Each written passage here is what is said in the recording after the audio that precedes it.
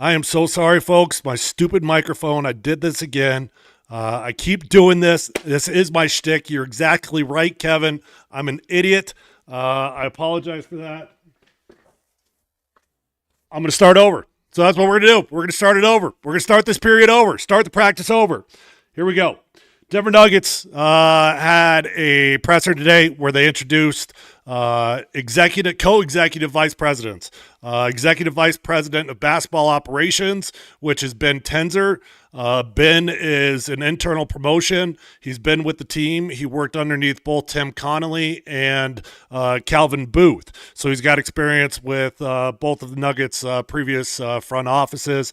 They also brought back John Wallace, who John was with the Nuggets previously when Tim Connolly was here, and then went out to Minnesota with Tim. So he comes back. He's going to have his reunion, and it's an interesting setup. So Ben's title is Executive Vice President of Basketball Operations.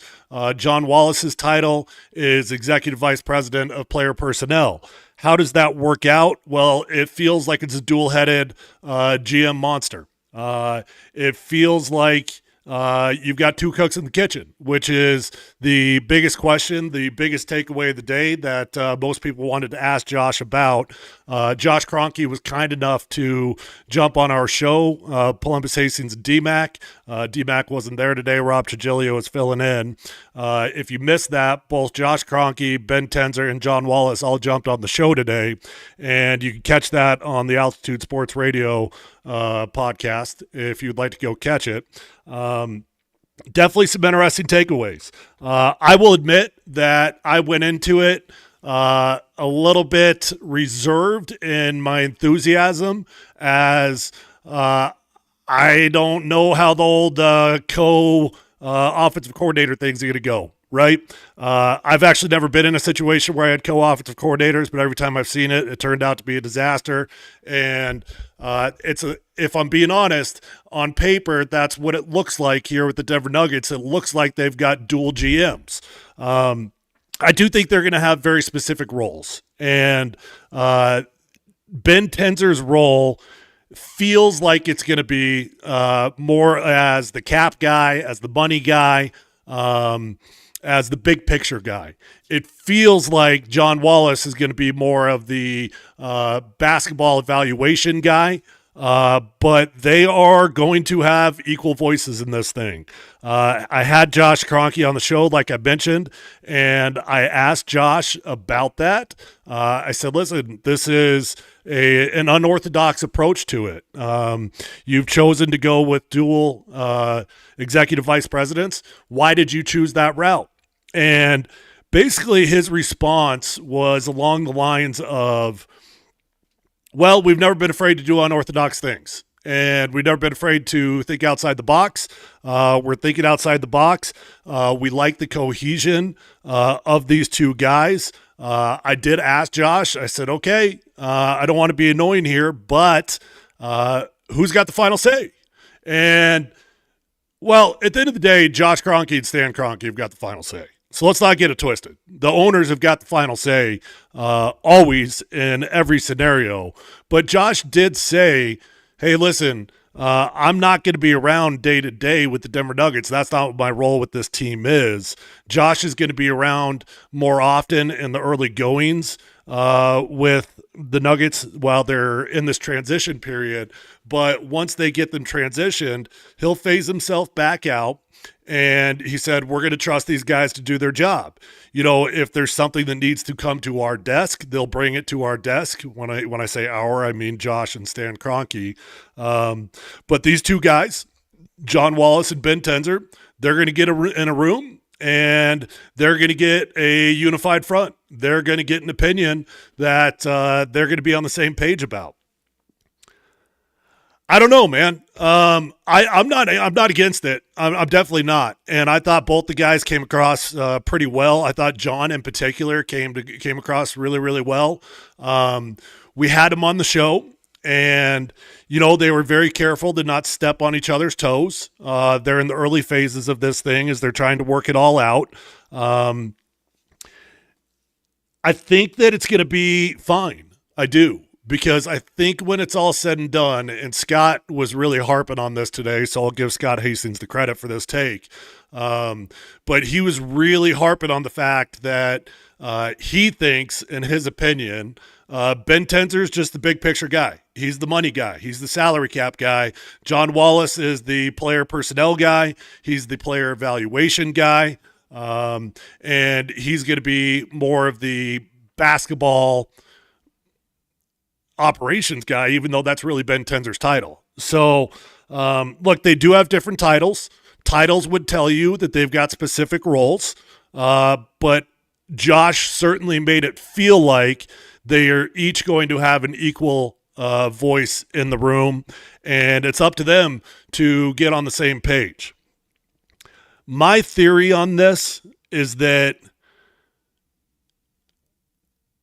because of the dysfunction that the Nuggets had over the last year or two with with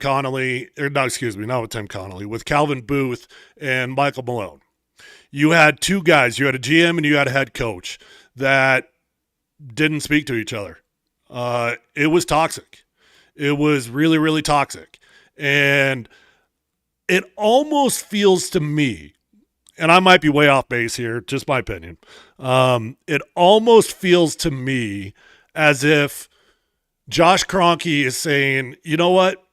I'm going to try to avoid any conflict between the head coach and the GM by having two quote-unquote GMs that are in the building where they got to hash that thing out before it even gets to the head coach. Look, there's no denying the fact that all these guys are young. David Adelman is a first-timer. Ben Tenzer is a first-timer. John Wallace is a first-timer. All these guys have got very little experience in their current roles. That is a concern for a lot of folks. I think it's a fair concern. You are now entrusting three guys that are as green as it gets to lead Nikola Jokic to more championships. And who knows how many more years you've really got out of Nikola Jokic. Hopefully we've got a long run, but you never know. Josh Kroenke did make some headlines today. I'm not going to say he put his foot in his mouth. He's my boss. I'm definitely not saying that. But I would say if he had a do-over, he might take a do-over. He brought up a situation, and I am definitely not smart enough in the basketball world to understand the second aprons and the mid-level exemptions and all the taxes and everything else that goes into it. You got to be a rocket scientist to truly understand the NBA salary cap. But I'm smart enough to listen. And Josh Kroenke, as he's trying to describe the importance of staying out of the second apron, brought up a hypothetical situation that everybody is running with and everybody's crying about because they're like, why would Josh even bring it up? And again, I'm not smart enough to really understand the nuances of this, but he was breaking down the reasons why you got to be careful when you get in the second apron because once a player gets injured, now all of a sudden you got to consider something that you never wanted to consider, and that would be trading number 15. The Denver Nuggets are never going to trade number 15. That's never going to happen. It's certainly not what Josh Kroenke was implying. He was certainly not trying to imply that the Nuggets are considering trading Nikola Jokic. It was a hypothetical situation that he brought up, trying to discuss the importance of staying out of that situation. What else did we have from the takeaways today? The Nuggets did say, Josh Kroenke did say that the Nuggets will offer Nikola Jokic an extension this offseason. It's going to be a monstrous deal. He's going to be making $60-70 million. He did, but he also said that he's not sure if Nikola will accept the deal. He said that the Nuggets, when they present this deal to him, they will also break down the pros and the cons of the signing the deal now versus waiting. If they want to wait, if Nikola wants to wait for whatever reason, then the Nuggets will do what they got to do. They're going to get Nikola Jokic signed. Nobody stress about it. That's absolutely going to happen. I would say the biggest concern on trying to get a Nikola Jokic extension done over the offseason is once Nikola gets to Serbia, who knows what the hell Nikola Jokic is doing over there in Serbia. He probably doesn't want to deal with any business. He's over there riding horses, drinking beer, and jumping in pools and playing foot volleyball. I don't know if you guys saw that, but he was playing foot volleyball. Asked John Wallace when he was on the show, what are going to be your immediate priorities here? You know, the draft is tomorrow. The NBA draft is tomorrow. And as it sits tonight, the Nuggets do not have a pick.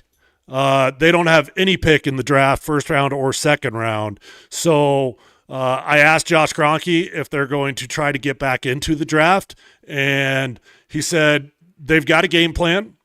They would like to get back into the draft, but they're not going to kill it. They're not going to kill themselves to do it. They do feel like there are going to be free agents out there that could help this basketball team.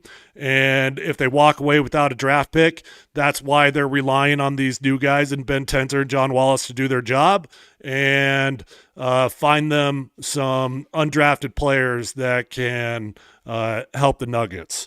I also asked John Wallace what his immediate priorities were over the next couple of weeks. You've got the draft tomorrow. You've got free agency, which starts on June 30th.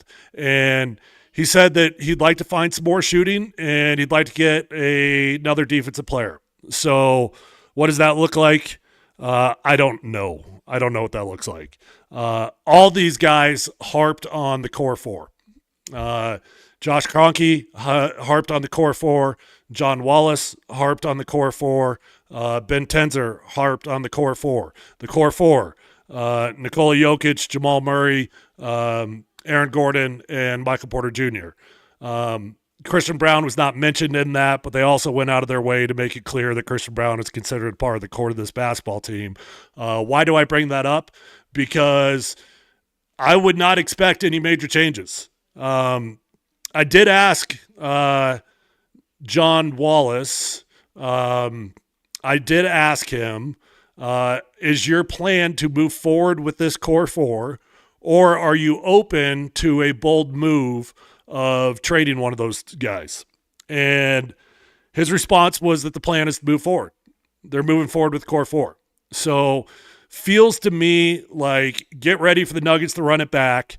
There's very little they can do. Maybe there's very little that they want to do in terms of trades. And I would expect that this year is going to be all about David Adelman's ability to develop younger players. Can David Adelman develop Julian Strawther? Can David Adelman develop Julian Pickett? Even a little bit older players than Zeke Naji, guys like that. That's what it's all going to come down to. Deron Holmes is going to be a big part of this thing.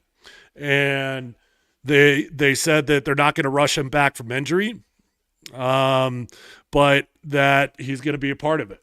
Hi. You want to say hello? Come here. Come here. Come here.